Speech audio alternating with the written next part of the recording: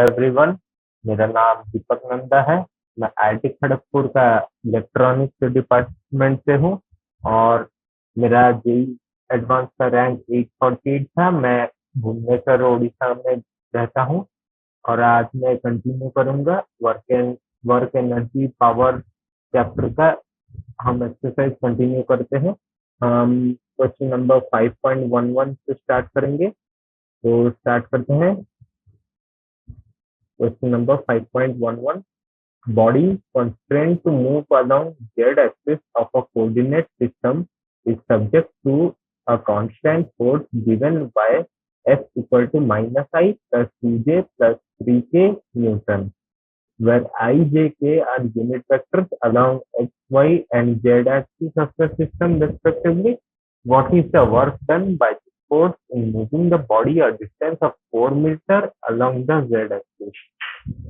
तो हम ये जानते हैं कि हमारा work done equal to force और डिस्प्लेसमेंट का डॉट प्रोडक्ट होता है।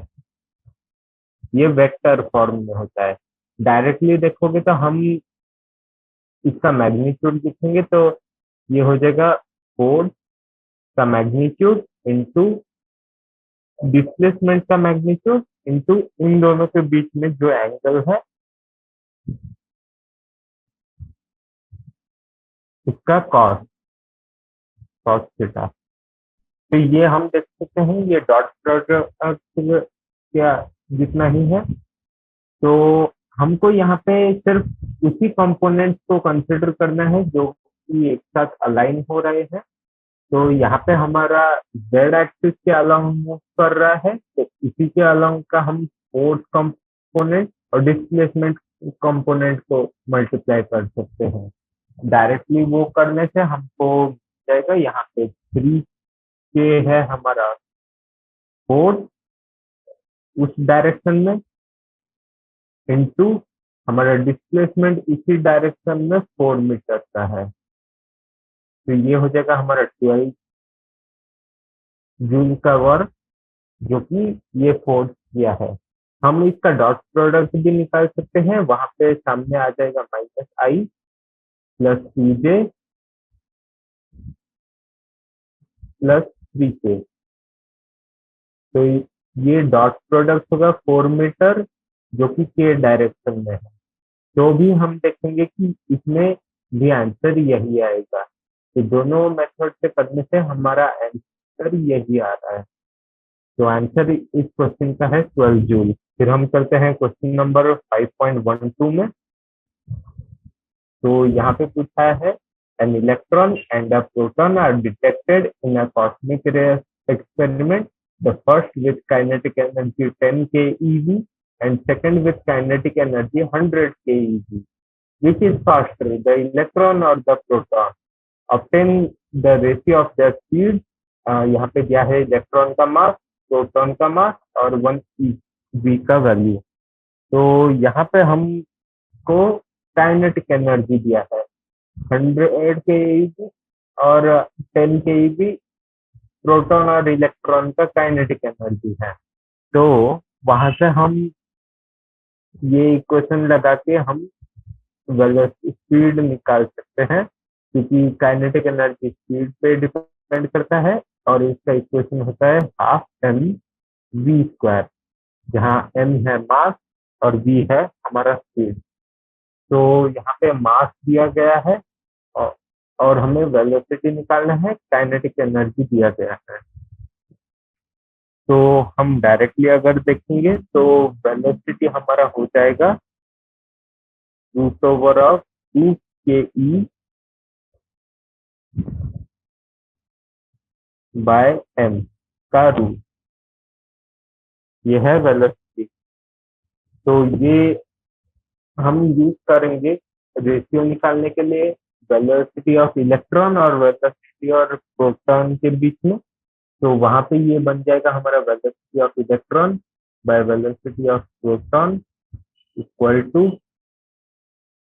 ये kinetic energy of electron by mass of electron into mass of proton by kinetic energy of proton.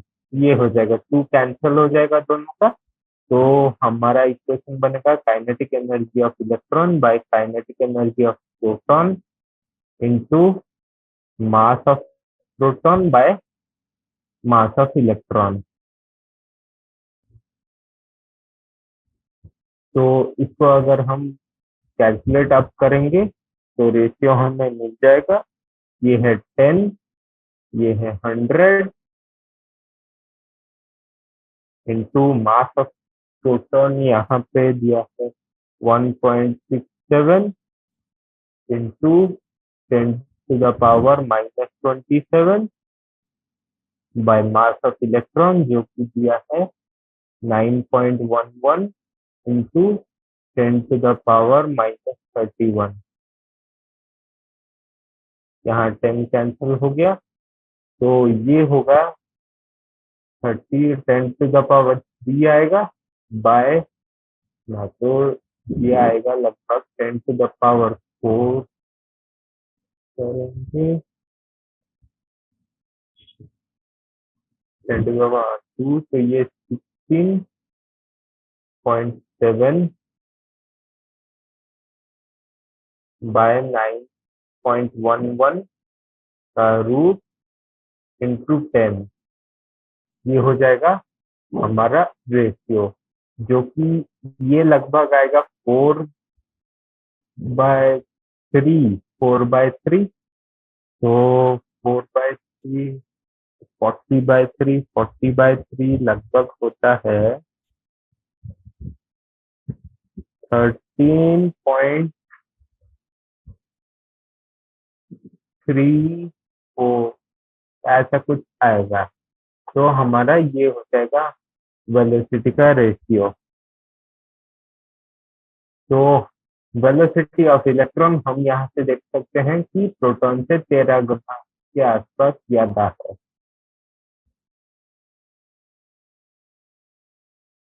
तो इलेक्ट्रॉन हमारे यहाँ पे फास्टर ऑब्जेक्ट है। अब आगे चलते हैं क्वेश्चन नंबर 13 को, 5.13। तो यहाँ पे दिया है a raindrop of radius 2 millimetre falls from a height of 500 meter above the ground. It falls with decreasing acceleration due to viscous resistance of the air until at half its original height. It attains its maximum terminal speed and moves with uniform speed thereafter. What is the work done by gravitational force on the drop in the first and second half of the journey? What is the work done by resistive force in the entire journey if speed on reaching the ground is 10 meter per second?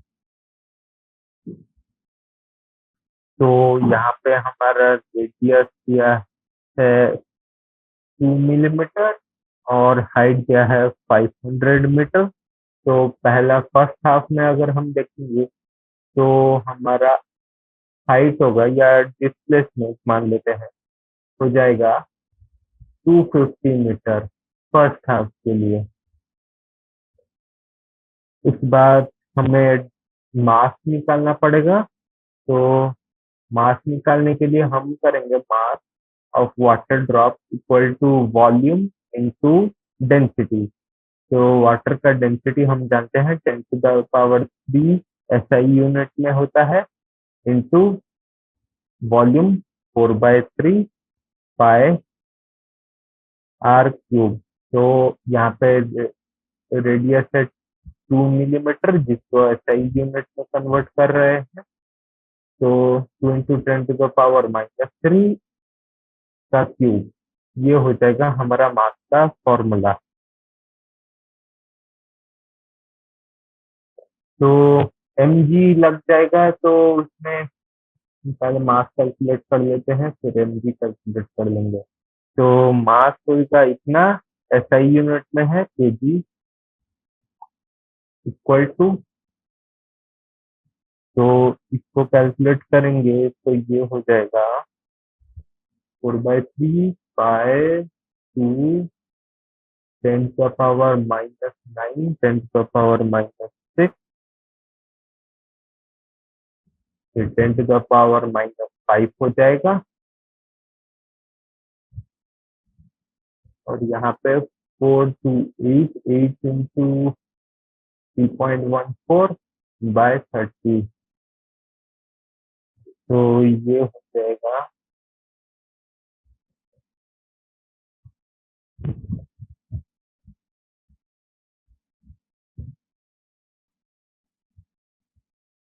3.35, ये हो जाएगा अपना mass drop का इतना हो जाएगा। फिर हम अब वेट कैलकुलेट कर सकते हैं।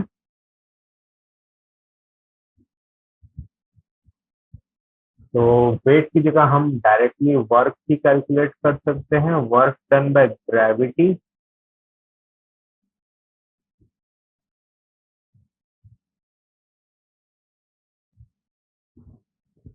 तो ये हो जाएगा हमारा मास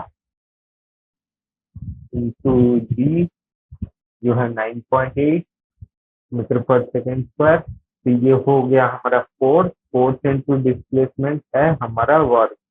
तो डिस्प्लेसमेंट फर्स्ट हाफ में एस होगा। तो ये कैलकुलेट करने से 3.35 इंटू 9.8 इंटू 250, तो ये अगर कैलकुलेट करेंगे तो हो जाएगा 0.0882 जूल। ये हो गया हमारा वर्क डन बाय ग्रेविटी। तो अगर यहाँ पे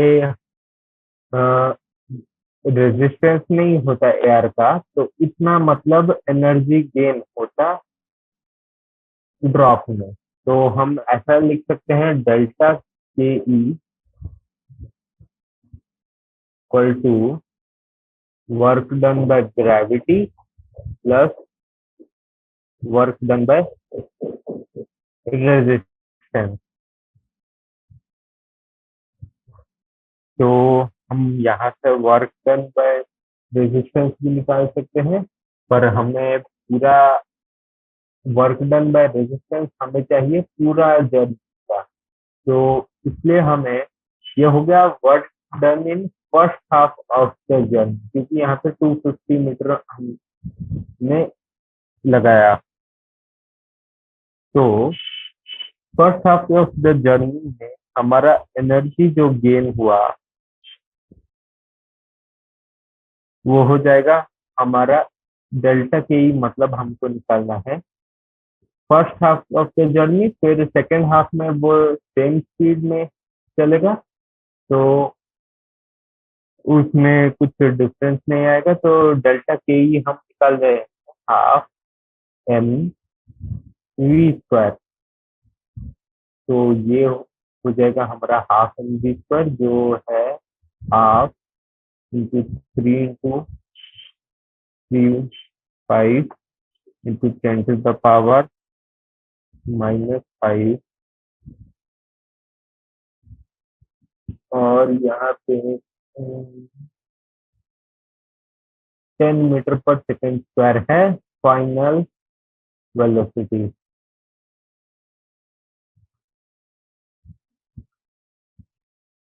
तो 10 मीटर का स्क्वायर हो जाएगा। तो ये हमारा बन जाएगा 10⁻⁻3 हो जाएगा। ये इसका हाफ हो जाएगा, मतलब ये है 1.656 1675 1.675 इंटू 10⁻⁻3। तो इतना है काइनेटिक एनर्जी में कितना चेंज आया है। तो डेल्टा के ई हमारा निकल गया, और ये हमारा फर्स्ट हाफ में जो था वो निकल गया। तो work done by gravity in part 1 इसको लिखेंगे, पार्ट 2 में भी उतना ही लगेगा, क्योंकि हमारा डिस्प्लेसमेंट सेम है।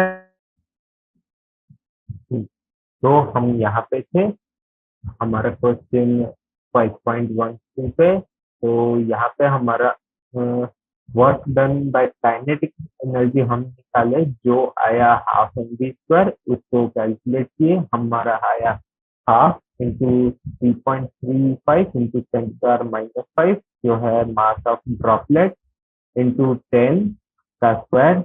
यहाँ पे 10 है हमारा फाइनल वेलोसिटी जो ड्रॉप का है, जो है 10 मीटर पर सेकेंड स्क्वायर। और ये है डिफरेंस इन काइनेटिक एनर्जी। हम इसको इसलिए बोल रहे हैं क्योंकि इनिशियली इसको ड्रॉप किया गया है, falls from height of 500 metre above the ground. तो ये ड्रॉप ड्रॉप हुआ है, तो इसका इनिशियल एनर्जी काइनेटिक एनर्जी 0 है। तो इसका काइनेटिक एनर्जी में कितना आया। फिर हम यहाँ पे ग्रेविटी का पार्ट 1 कैलकुलेट किए, जो आया 0.082 जूल, जो कि इक्वल है ग्रेविटी का वर्क डन पार्ट 2 में, क्योंकि इसका मास सेम है, ग्रेविटी सेम है और डिस्प्लेसमेंट भी सेम है। तो हम यहाँ पे टोटल अगर देखेंगे तो ये आ जाएगा delta K equal to work done by gravity, जो ये है total work done by gravity, plus work done by friction या एयर रेजिस्टेंस। यहाँ पे वो दोनों सेम हम ले रहे हैं। तो work done by kinetic energy हमें पता है, ये है 1.675 into 10⁻⁻³ equal to work done by gravity. ये है 2 टाइम्स इसका, 0.082 का 2 टाइम्स, क्योंकि वर्क डन बाय ग्रेविटी इन दोनों का एडिशन है और ये दोनों सेम है, जिसका वैल्यू ये है। तो हमारा वर्क डन बाय ग्रेविटी हो जाएगा 0.1164। तो ये है work done by gravity plus work done by friction. तो हमारा यहाँ से वर्क डन बाय फ्रिक्शन भी निकल आ जाएगा, जो कि होगा हमारा, इसको कैलकुलेट करेंगे तो ये आएगा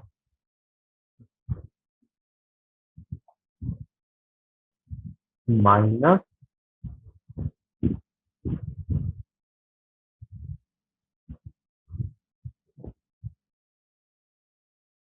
0.1844, इसमें चेंज जाएगा 3 2, ये हो जाएगा 2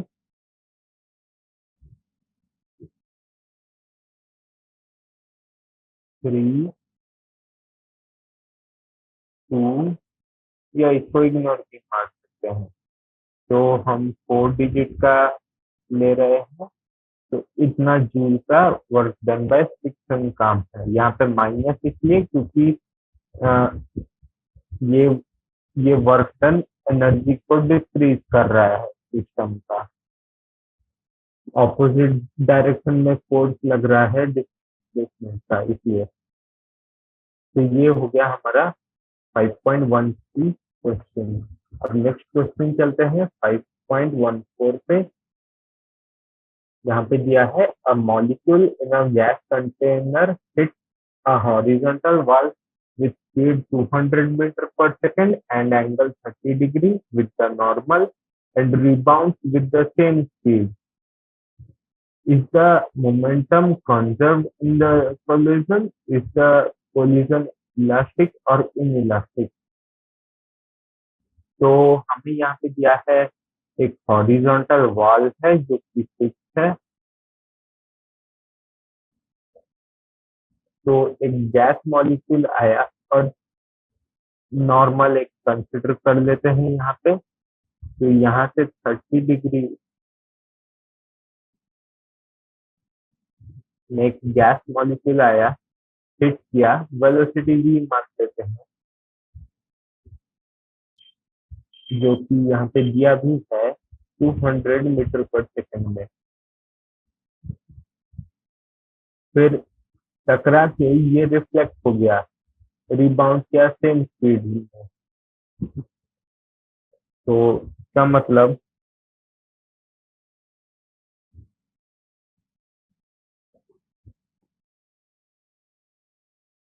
वी फाइनल भी इसका सेम है, वी इनिशियल जितना, इसको वी इनिशियल ले लेते हैं, और ये भी 30 डिग्री है।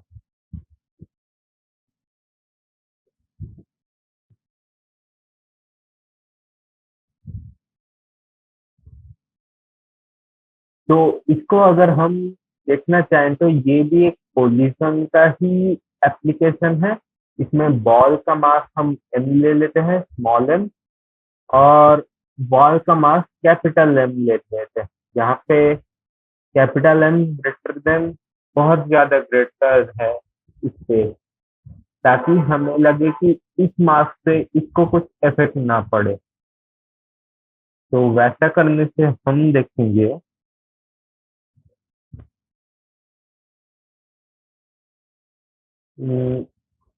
अगर मोमेंटम कंजर्व करना है तो हमें एक्स और वाई दोनों डायरेक्शन में चेक करना पड़ेगा। तो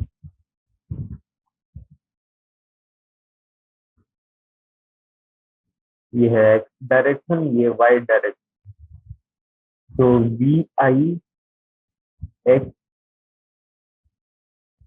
होगा इनिशियल 200 का कंपोनेंट यहाँ पे लेंगे, sin 30 कंपोनेंट, तो ये हो जाएगा sin 30 मल्टीप्लाई करने से 100 मीटर पर सेकेंड। और वी फाइनल होगा एक्स का 200, ये भी इक्वल है, तो ये भी हो जाएगा 100 मीटर पर सेकेंड।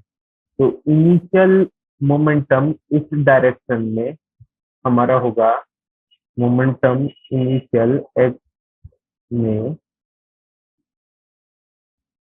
मास इंटू वेलोसिटी जो है 100, स्मॉल एम, और फाइनल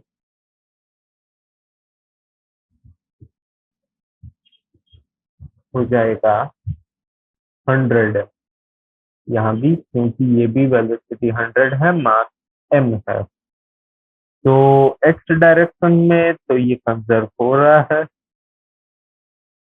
अब वाई डायरेक्शन में देखते हैं। तो वाई डायरेक्शन में देखने से कंपोनेंट आएगा इसका वेलोसिटी इनिशियल वाई डायरेक्शन में। नहीं, ये वाई डायरेक्शन था, तो इसको चेंज कर लेते हैं, ये एक्स डायरेक्शन, ये वाई डायरेक्शन। अब ठीक है, तो वाई डायरेक्शन में कंपोनेंट आएगा हमारा cos 30, तो 100√3 हो जाएगा हमारा वेलोसिटी इनिशियल। फिर वाई डायरेक्शन में फाइनल वेलोसिटी,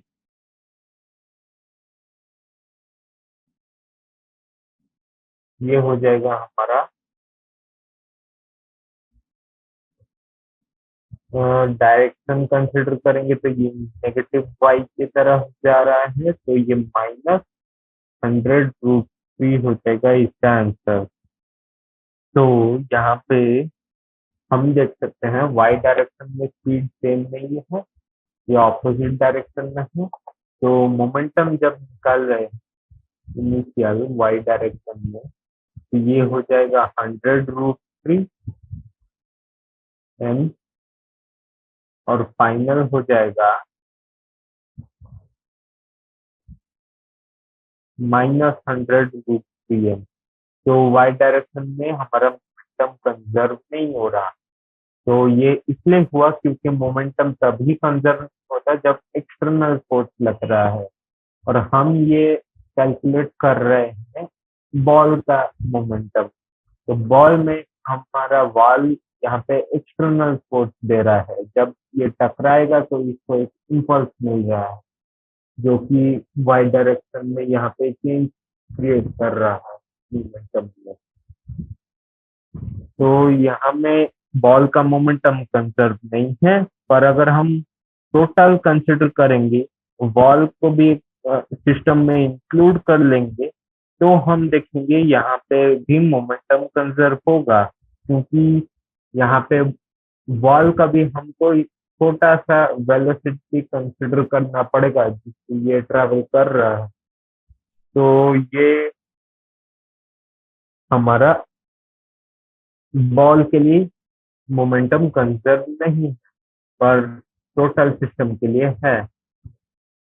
फिर हम नेक्स्ट पार्ट में चलते हैं, इलास्टिक या इनइलास्टिक है। तो इनिशियल काइनेटिक एनर्जी और फाइनल काइनेटिक एनर्जी कैलकुलेट करते हैं। अगर सेम हुआ इलास्टिक होगा, नहीं तो इनइलास्टिक होगा। तो इनिशियल के ई, हमारा इनिशियल स्पीड था v, तो हो जाएगा ये हाफ mv²। और फाइनल काइनेटिक एनर्जी हमारा था वही सेम स्पीड के साथ है, तो सेम फाइनल काइनेटिक एनर्जी होगा। तो ये कोलिजन इलास्टिक है।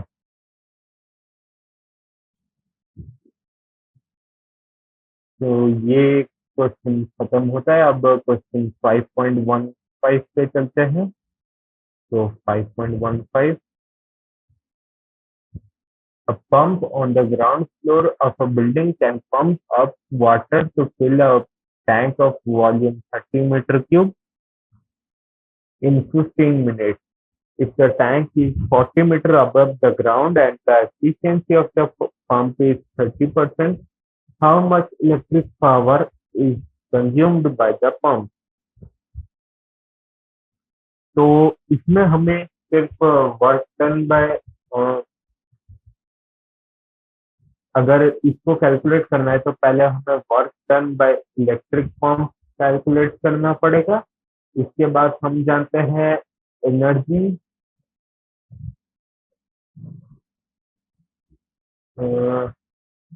इलेक्ट्रिक एनर्जी जो इसको चाहिए, एनर्जी रिक्वायर्ड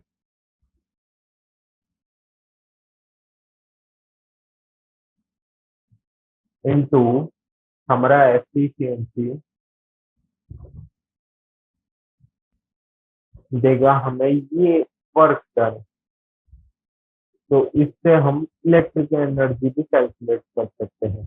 तो पहले work done by electric motor हो जाएगा हमारा,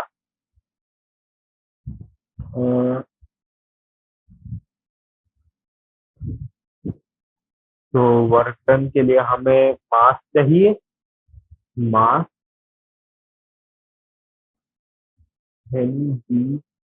एच, क्योंकि फोर्स इतना लग रहा है और हाइट कितना बढ़ रहा है, तो इतना एनर्जी चाहिए।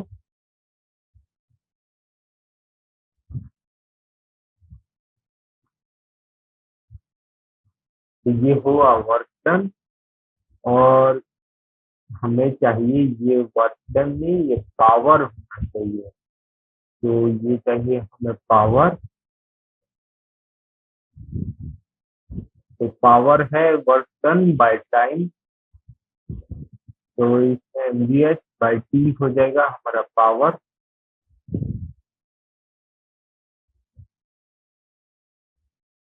ये हो जाएगा volume 30 metre cube into 1000 kilogram per metre cube. ये है वाटर का डेंसिटी, तो ये दोनों मल्टीप्लाई करने से मास आ गया, इंटू ग्रेविटी 9.8, और हाइट जो है 40 मीटर। टाइम हमें लग रहा है 15 मिनट, तो 15 × 60 हो जाएगा हमारा ऐसा यूनिट। तो इसको कैलकुलेट करते हैं। 2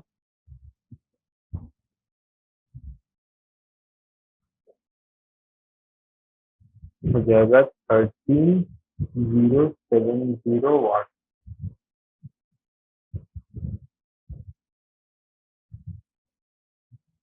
तो इतना हुआ। तो इनपुट पावर हमें चाहिए, मतलब एनर्जी,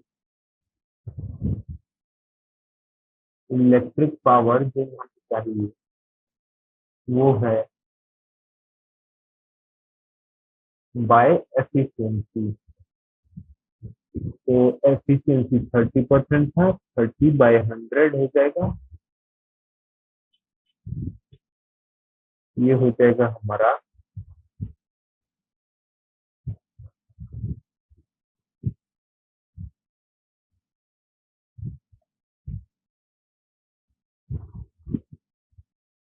43.56 किलोवाट।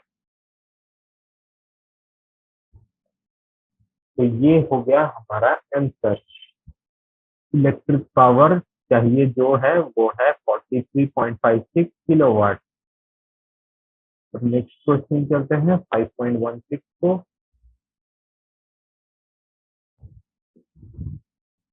ये है two identical ball bearings in contact with each other and rushing on a frictionless table are hit head-on by another ball bearing of same mass moving initially with speed v. If the collision is elastic, which of the following is a possible result after collision? तो जब collide करेगा, okay, तो elastic collision है। अगर मास M के मान लेते हैं, यहाँ पे v वेलोसिटी के साथ आता है,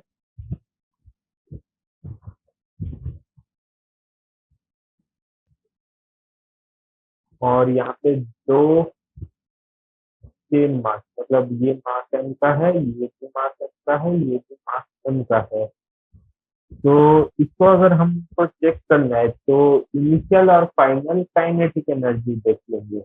इसके बाद हमें पता चल जाएगा कौन सा पॉसिबल है। तो यहाँ पे इलास्टिक कोलिजन हो रहा है, तो हमारा इनिशियल और फाइनल काइनेटिक एनर्जी सेम होगा। तो kinetic energy initial equal to half M V square. फिर केस वाइज हम देखते हैं। केस 1 में 2 और 3 v/2 स्पीड में चल रहे हैं, तो हमारा काइनेटिक एनर्जी फाइनल हो जाएगा हाफ एम v/2 का स्क्वायर। ये है एक पार्टिकल के लिए, दो पार्टिकल के लिए तो 2 हो जाएगा, तो यहाँ पे ये कैंसिल और ये हो जाएगा 1/4 एम वी स्क्वायर। तो ये हमारा करेक्ट ऑप्शन नहीं है। तो सेकेंड काइनेटिक एनर्जी फाइनल हो जाएगा सिर्फ इसका वेलोसिटी v है, तो ये हाफ एम वी स्क्वायर हो जाएगा। ये हमारा पॉसिबल है। और थर्ड ऑप्शन है हमारा काइनेटिक एनर्जी फाइनल।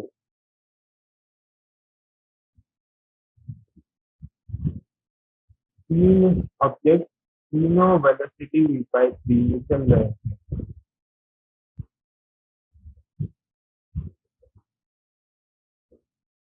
तो ये हमारा हो जाएगा v/3 का स्क्वायर, तो ये हो जाएगा 1/6 एम वी स्क्वायर। तो ये हो गया हमारा काइनेटिक एनर्जी, जो कि थर्ड केस में हो रहा है, और ये भी पॉसिबल नहीं है क्योंकि ये भी इलास्टिक कोलिजन नहीं कराएगा। तो सिर्फ हमारा सेकंड केस पॉसिबल है, तो वो हो जाएगा हमारा आंसर। नेक्स्ट क्वेश्चन चलते हैं 5.17 को।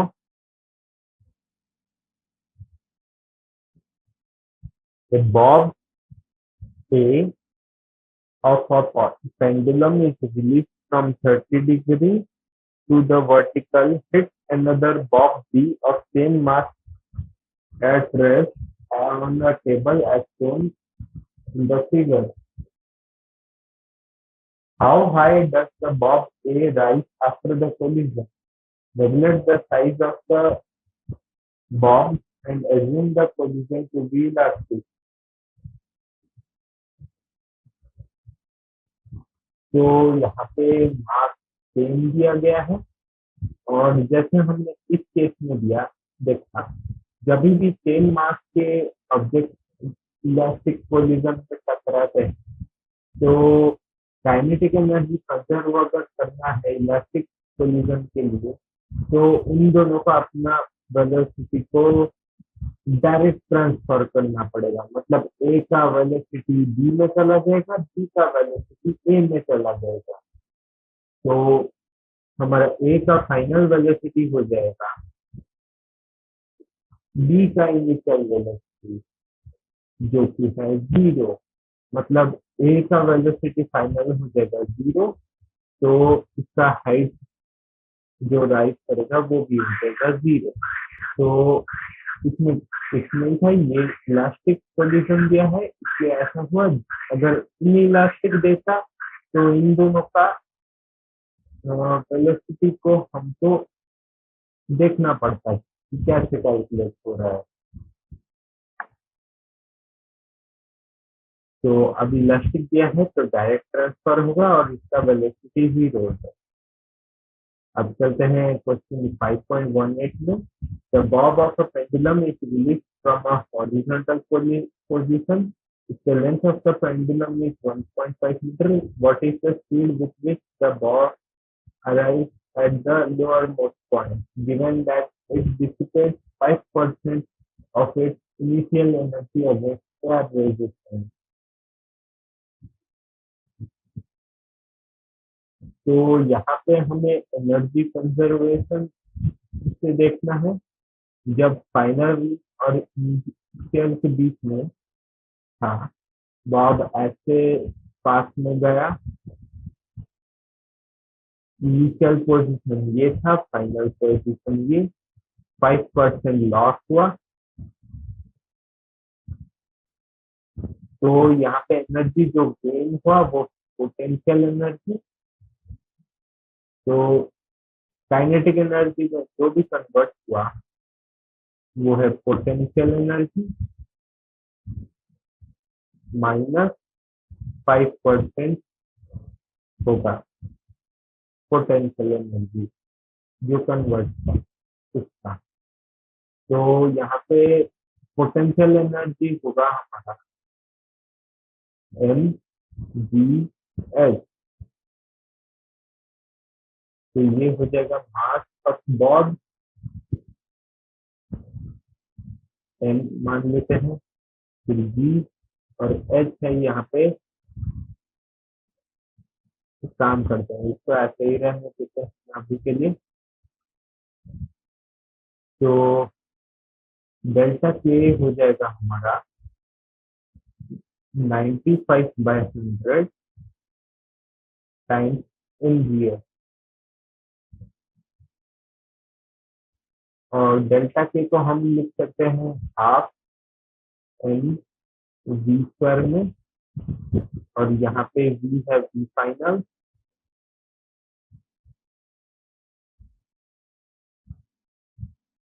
M V H. यहाँ पे एम कैंसिल कर देंगे तो वी फाइनल हमारा बन के आएगा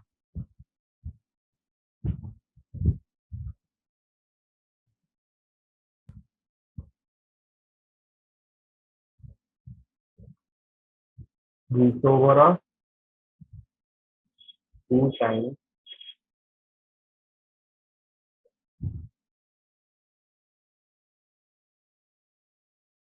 95/100 × इंटू जी एस। तो जी यहाँ पे है 98 इंटू एस 1.5। तो ये आएगा, तो कैलकुलेट करने से 5 यहाँ से कटा 19 बाय 20,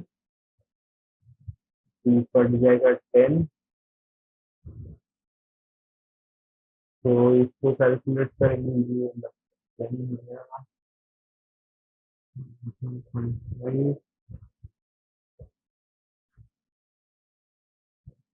जाएगा 5.3 मीटर पर सेकंड।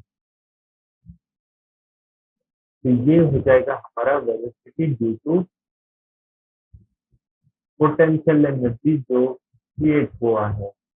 इसमें हमने डिसिपेशन भी कैलकुलेट किया 5% का। तो ये हो जाएगा हमारा आंसर 5.3 मीटर पर सेकंड। नेक्स्ट क्वेश्चन चलते हैं, क्वेश्चन 5.1 में।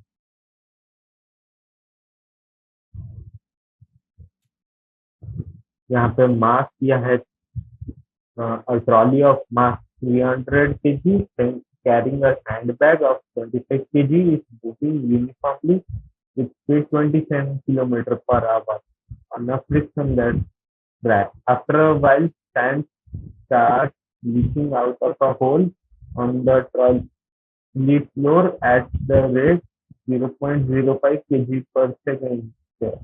What is the speed of the trolley after entire sandbag is empty? The system। तो यहाँ पे हम देख रहे हैं कि ट्रॉली में से अगर सैंड भी लीक होता है, हम लेते हैं ऐसा ट्रॉली है जो कि फ्रिक्शनलेस वे में चल रहा है, और इसके ऊपर एक हैंड बैग है जहाँ पे सैंड लीक कर रहा है, इसका वेलोसिटी v है। तो यहाँ पे हम देख सकते हैं सैंड लीक करने से भी यहाँ पे कोई फोर्स लग नहीं रहा, वो सैंड खुद ब ही लीक हो रहा है, वो कुछ फोर्स अप्लाई नहीं कर रहा। तो ट्रॉली पे हमारा कोई भी फोर्स यहाँ पे अप्लाई नहीं हो रहा, तो यहाँ पे कुछ भी स्पीड यहाँ पे गेन नहीं होगा। हाँ, काइनेटिक एनर्जी डिक्रीज हो जाएगा सिस्टम का, क्योंकि काइनेटिक एनर्जी मास पे भी डिपेंड करता है, और यहाँ पे मास डिक्रीज कर रहा है, पर वेलोसिटी सेम ही है, वो चेंज नहीं हो रहा। तो यहाँ पे स्पीड सेम रहेगा, इनिशियल और फाइनल। तो यहाँ पे सेम में चेंज नहीं होगा। नेक्स्ट क्वेश्चन चलते हैं 5.20।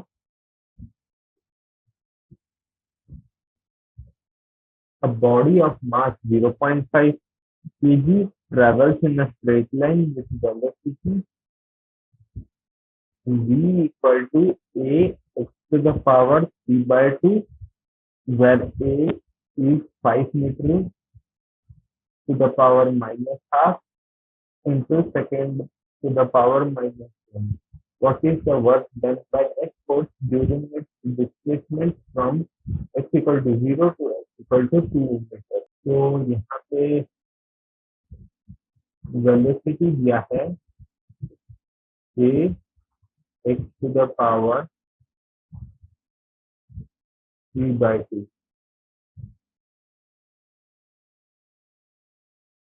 तो एक्सेलरेशन हो जाएगा वेलोसिटी का derivative with respect to time, ये होता है एक्सेलरेशन। तो अगर ये कैलकुलेट करेंगे तो यहाँ पे x का differentiation with a into x का differentiation with respect to t, ये हो जाएगा 3 by 2 सामने आ जाएगा, x to the power half into dx by dt, ये हो जाएगा v। और यहाँ पे फिर से v का वैल्यू यहाँ से पुट कर देंगे, ये हो जाएगा 3 by 2 a x to the power half into a x to the power 3 by 2। तो ये हो जाएगा 3 by 2 A square X square, ये हो जाएगा हमारा एक्सेलरेशन। तो एक्सेलरेशन मिल गया, तो यहाँ पे फोर्स मिल जाएगा हमें, force equal to mass into acceleration. तो फोर्स हो जाएगा हमारा 0.5 kg का था, तो half 3/4 A square X square, ये हो गया हमारा फोर्स। तो वर्क डन है एफ डॉट डी एक्स का इंटीग्रेशन, यहाँ पे ये जा रहा है 0 से 2, तो ये हो गया 0 से 2। तो एफ डॉट डी एक्स का इंटीग्रेशन हो जाएगा integration 3/4 A square X square D X, ये हो जाएगा हमारा 3/4 ए स्क्वायर कॉन्स्टेंट है, बाहर आ जाएगा। एक्स स्क्वायर का इंटीग्रेशन हो जाएगा एक्स क्यूब बाय 3, तो ये 0 से 2 अप्लाई हो रहा है, तो आंसर हो जाएगा 3/4 ए स्क्वायर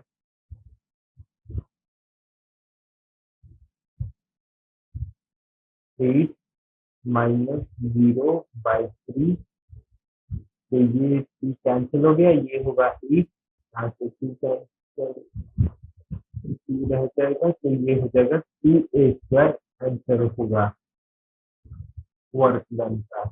तो वर्क डन है 2 ए स्क्वायर, यहाँ पे ए का वैल्यू है 5, तो ये हो जाएगा 5 + 5 into 2 50, 50, तो 50 जूल है इसका answer.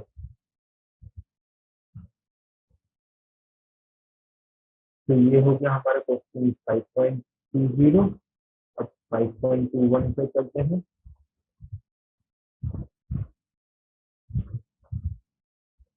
The blades of a windmill sweep out a circle of area A if the wind blows at a velocity v perpendicular to the circle. What is the mass of air passing through it in time t? What is the kinetic energy of air? Assume the windmill converts 25% of the wind energy into electrical energy and A equal to 30 meter square, V equal to 36 kilometer per hour.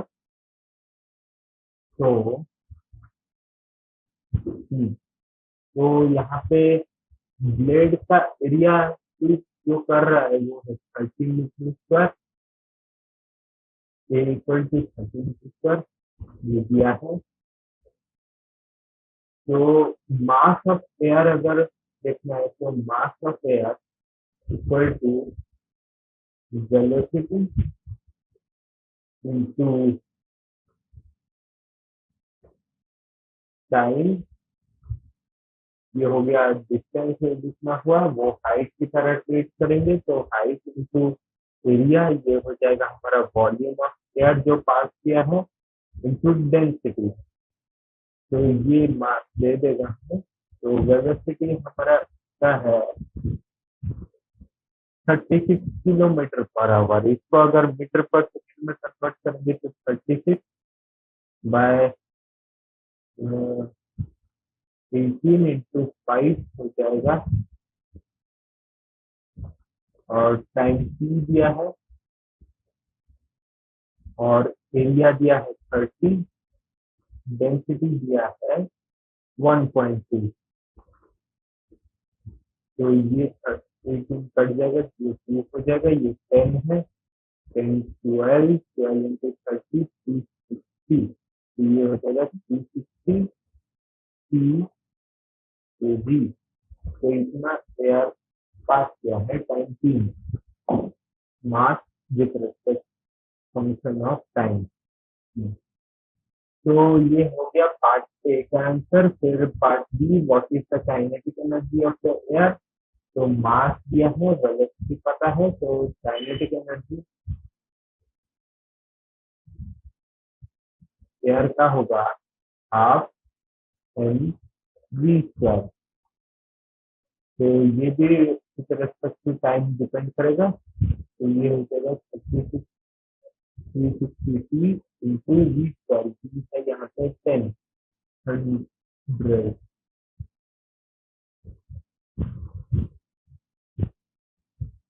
तो ये हो जाएगा 18 kilo joule kinetic energy with respect to time.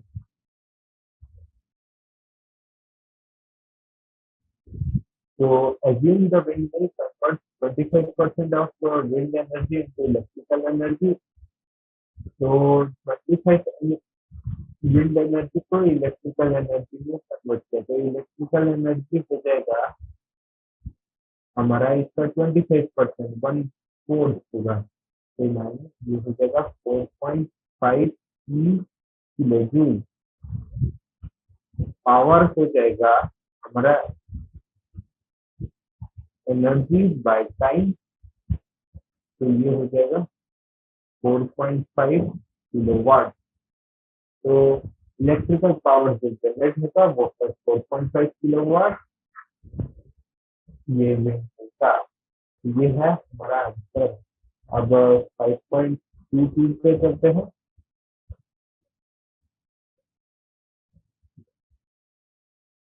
Question, a person trying to lose weight diet lifts a 100 kg mass 1000 pounds to a height of 0.5 meter each time. Assume that the potential energy lost each time he lowers the mass is dissipated. How much work does he do against the gravitational force? That supplies 3.8 times are 7 joules of energy per kilogram, which is converted to mechanical energy with a 20% efficiency rate. How much fat will the diaper reserve? Okay, तो इसके लिए हमें मास potential जो use हो रहा है देखते हैं। डेल्टा पी इस टाइम कितना चेंज हो रहा है। मास है 10 kg, ग्रेविटेशन फोर्स है 9.8 इंटू हाइट 0.5, ये हो जाएगा 4.9, ये हो जाएगा 49 जूल। ये है पोटेंशियल एनर्जी। तो इसको 1000 टाइम्स किया तो टोटल वर्क डन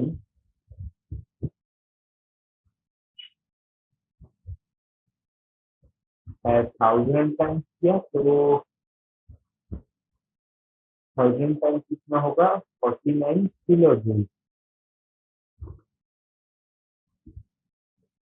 तो इतना वर्क डन अगेंस्ट ग्रेविटी हुआ है। फिर मैकेनिकल मतलब कितना फैट बर्न किया वो कैलकुलेट करना है। तो हमें इतना मैकेनिकल एनर्जी कन्वर्ट होना है। तो लेट से मास एन का फैट बर्न हुआ, तो इतने में हमें मिलेगा 3.8 इंटू 10⁻7 जूल। तो इतना जूल हमें मिला। तो इसका 20% मतलब 1/5 कन्वर्ट होगा मैकेनिकल एनर्जी, और ये वैल्यू इक्वल होना है 49 किलो जूल।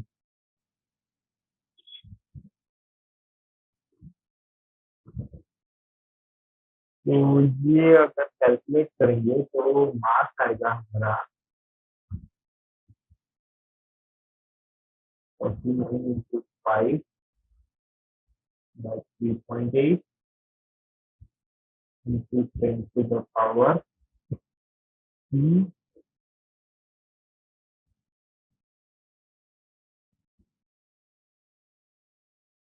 kg।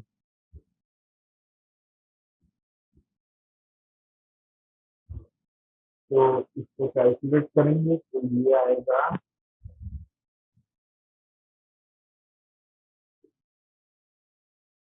ग्राम में कैलकुलेट करते हैं तो ये आएगा 49/3.8, ये हो जाएगा 6.45 ग्राम। तो इतना फैट बर्न हुआ है इस डाइट का। फिर नेक्स्ट क्वेश्चन चलते हैं। लास्ट क्वेश्चन जो है 5.23। A family uses 8 kilowatt of power.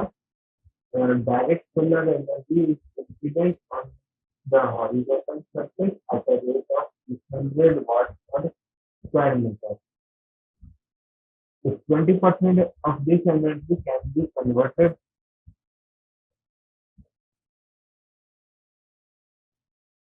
to useful electrical energy, how large area is needed to supply 8 kilowatt?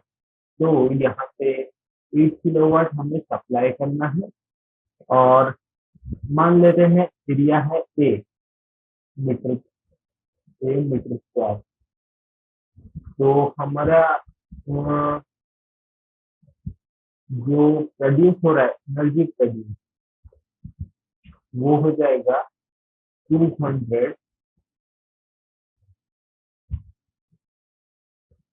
ये एनर्जी ये पावर पावर के तो पावर होगा हमारा 200 A वाट जो प्रोड्यूस हो रहा है और इसका 20% हम इलेक्ट्रिकल पावर में कन्वर्ट कर रहे हैं। तो पावर इलेक्ट्रिकल होगा इसका 20%, तो इसका 1/5 होने से ये हो जाएगा 40 A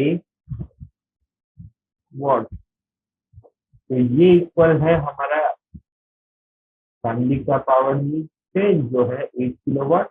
तो ए हमारा आएगा यहाँ पे 8 × 10⁻³4 2, तो ये हो जाएगा 200 मीटर स्क्वायर।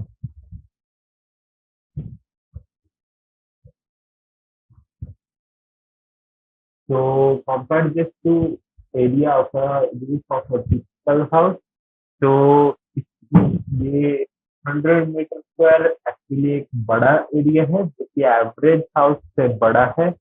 आपको एक बड़ा सा घर चाहिए आपका खुद का लॉन के साथ जिसका एरिया होता है 200 मीटर स्क्वायर। तो ये एक बहुत बड़ा एरिया है। तो ये नॉर्मली पॉसिबल नहीं होता, या फिर एफिशिएंसी आपको इंक्रीज करना पड़ेगा या फिर अलग मेथड से भी आपको डिपेंड करना पड़ेगा। तो इसके साथ हमारा यहाँ खत्म होता है।